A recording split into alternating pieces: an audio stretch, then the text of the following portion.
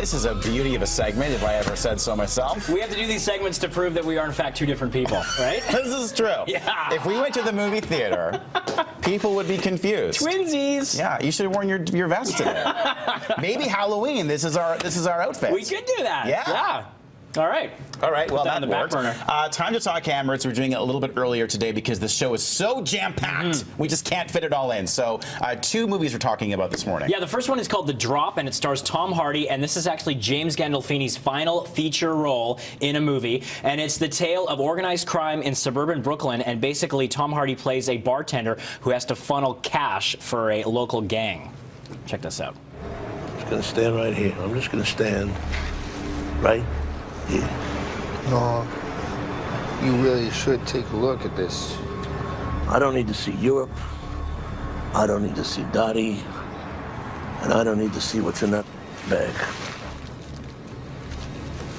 So yeah, there you go. It's so weird seeing him. It's been so long now since he passed away, hasn't it? I know, and a very effective role for this one. It's a wonderful sort of role for him to be remembered by because, of course, he had the romantic comedy with Julie Louis-Dreyfus last year. But this one brings him back to the sort of the roots of his gruff sort of character. Tom Hardy, as well, does a wonderful job in this film. Very effective performance, and he's proving to be one of Hollywood's best and brightest.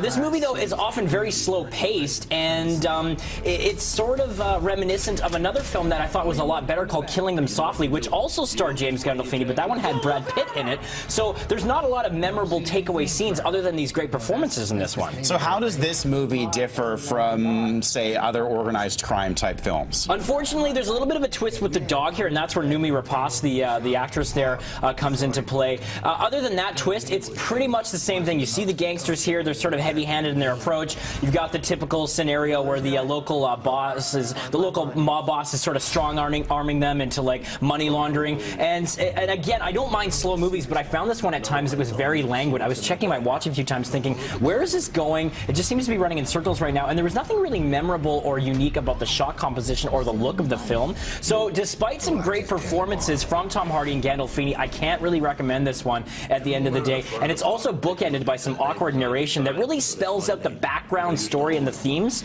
way too much. So I thought it was a bit heavy-handed in its narrative approach that way. Okay, so the verdict on The Drop. Unfortunately, it's got some good performances, but I have to go with 2 hammers. That's a pass. Ooh, 2 silent hammers. That's very talented. That's much more insult. Okay, yeah. That's a big insult.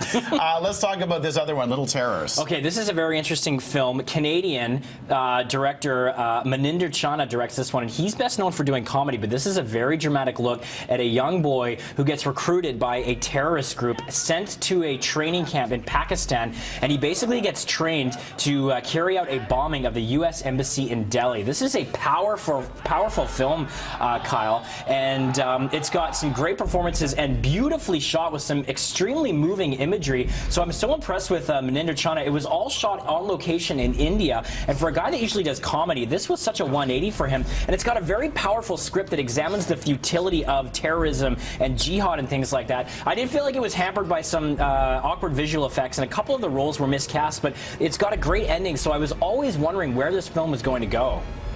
Okay, so the verdict on Little Terrors this morning. I got to go with this one. It's opening in Surrey, so make sure you try to check this out and support homegrown talent. 3 hammers. 3 hammers. Yeah. Okay.